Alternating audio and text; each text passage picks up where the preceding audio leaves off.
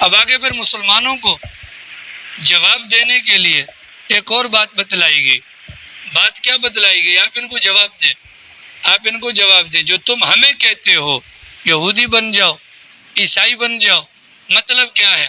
اگر تم ہمیں یہودیت کی دعوت دیتے ہو، اس کا موٹا سا مطلب یہ ہے کہ تم ہم سے کہلوانا چاہتے ہو کہ ہم حضرت موسیٰ کو اپنا نبی مان لیں. یہی چاہتے ہو تم؟ ہمیں تم دعوت دے کر اپنی جانب کھینچ کر تم یہ چاہتے ہو ہم تورات کو اپنی مذہبی کتاب مان لیں؟ یا عیسائیوں تم یہ چاہتے ہو اگر ہم عیسائیت پر آ جائیں تو حضرت عیسیٰ کو اپنا نبی مان لیں یا انجیل کو اپنی مذہبی کتاب مان لیں؟ تو دماغ کھول کر سن لو، حضرت موسیٰ کو بھی ہم اللہ کا نبی مانتے ہیں، حضرت عیسیٰ کو بھی ہم اللہ کا نبی مانتے ہیں، تورات کو بھی اللہ کی کتاب اور انجیل کو بھی اللہ کی کتاب مانتے ہیں. ٹھیک ہے، ہونا تو یہ چاہیے کہ تم ہماری طرف آؤ، کیونکہ غلطی تمہارے اندر ہے.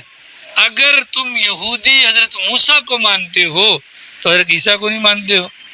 ٹھیک ہے، اگر تم تورات کو مانتے ہو انجیل کو نہیں مانتے ہو، اور اگر اس کے برعکس ہو جائے عیسائی حضرت موسیٰ کو نہیں مانتے اور حضرت موسیٰ پر نازل ہونے والی کتاب کو نہیں مانتے، تو تمہارا جو دین ہے وہ تو مختصر ہے. اس کے اندر انبیاء کرام میں سے بعض کو ماننا اور بعض کا انکار، بعض کتابوں کو ماننا اور بعض کتابوں کا انکار. لیکن ہمیں ہمارے پیغمبر نے جو طریقہ بتلایا ہے اس طریقے کے اندر تمام پیغمبروں کو بھی ماننا ہے اور تمام کی تمام کتابوں کو بھی ماننا ہے. اب تم عقل سے فیصلہ کرو، ہم میں اور تم میں بہتر راستے پر کون ہے؟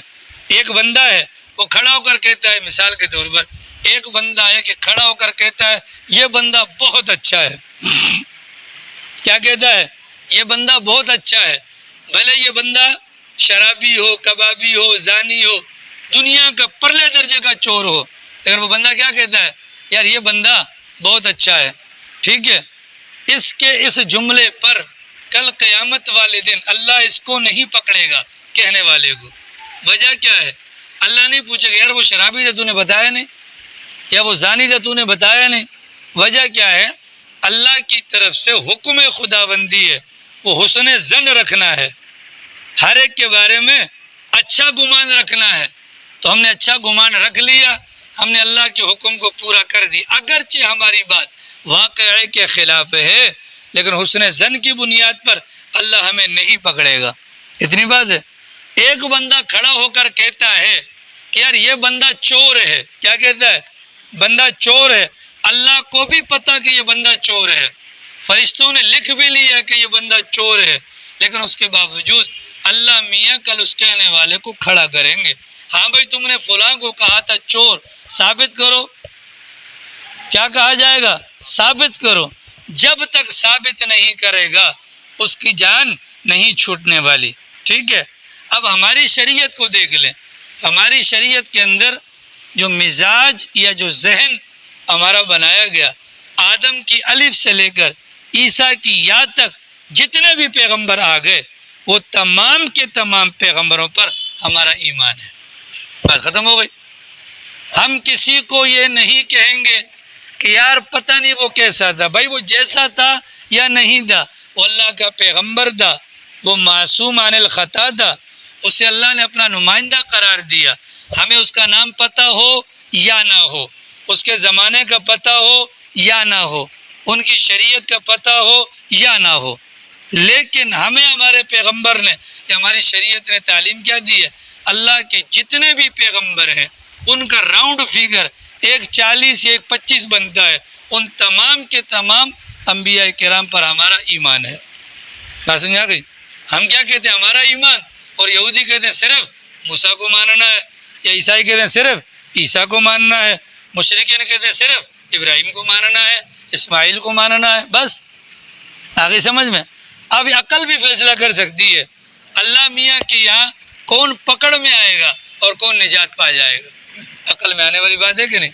اسی طریقے سے ہمارا ایمان ہے اس بات پر اللہ نے جن جن انبیاء کرام پر جو جو کتابیں نازل کی ہیں، بھلے وہ ہمیں معلوم ہو یا نہ ہو، ان تمام کتابوں پر بھی ہمارا ایمان ہے. سب سے پہلی کتاب اللہ نے اتاری ہے زبور حضرت داؤد علیہ السلام پر، دوسرے نمبر پر آئی ہے تورات حضرت موسیٰ علیہ السلام پر، تیسرے نمبر پر آئی انجیل حضرت عیسیٰ علیہ السلام پر، اور چوتھے نمبر پر قرآن کریم حضرت محمد الرسول اللہ صلی اللہ علیہ وسلم پر۔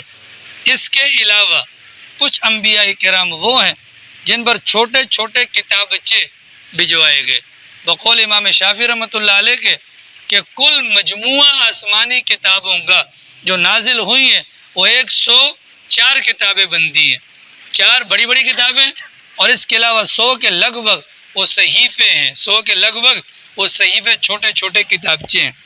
اب ہمارا ایمان ہے اس بات پر کہ زبور جو اللہ نے نازل کی تھی، تورات جو اللہ نے نازل کی تھی، انجیل جو اللہ نے نازل کی تھی، اب وہ اپنی اصلی شکل میں موجود نہیں ہے، بلکہ حضرت موسیٰ علیہ السلام کے زمانے تک اپنی اصلی شکل میں موجود تھی۔ حضرت موسیٰ کے جانے کے بعد اب جو تورات کا نسخہ ہمارے سامنے آتا ہے، یہ تورات کا نسخہ اس کے اندر رد و بدل ہے، انجیل کا نسخہ رد و بدل ہے، زبور کا نسخہ رد و بدل ہے، ٹھیک ہے۔ موجودہ جو بائبل نامی جو کتاب ہے اس کے مقدمے کے اندر کتب مقدسہ کے نام سے جو ضمیمہ ڈالا گیا اس میں 39 کتابوں کا نچوڑ رکھا گیا۔ اب ہمارا ایمان ہے یہ تینوں کتابیں بشمول 100 صحائف کے، ان کے اندر وہ اصل باتیں نہیں ہیں جو اللہ نے اتاری تھی، لیکن اس کے باوجود اگر وہ کتاب سامنے آ جائے ہم اس کتاب کو اللہ کی طرف سے نازل شدہ کتاب مانتے ہیں۔ تو ہم اچھے ہوئے وہ اچھے ہوئے، کیڑے تو وہ نکالتے، ہم نے تو نہیں نکالے۔ ان کے متعلق قرآن نے کہا کہ نؤمن ببعض ونکفر ببعض، ہم بعض کو مانتے ہیں بعض کو نہیں مانتے، تو گویا کہ گڑبڑ وہاں پر ہے، گڑبڑ ہماری طرف نہیں ہے۔ یہودیوں کا دعویٰ حضرت یعقوب کے متعلق کہ حضرت یعقوب کے ہم پیروکار ہیں، ہم ان کی نسل میں سے ہیں، یہودی، ٹھیک ہے۔ اللہ تعالیٰ نے ایمان والوں کو جواب دیا کہ طریقہ کار بتلا ہے، ان کا دماغ صحیح انداز میں صاف کرو، لہذا اگلی والی جو آیت ہے اس میں ایک ایک بات کو بیان کیا۔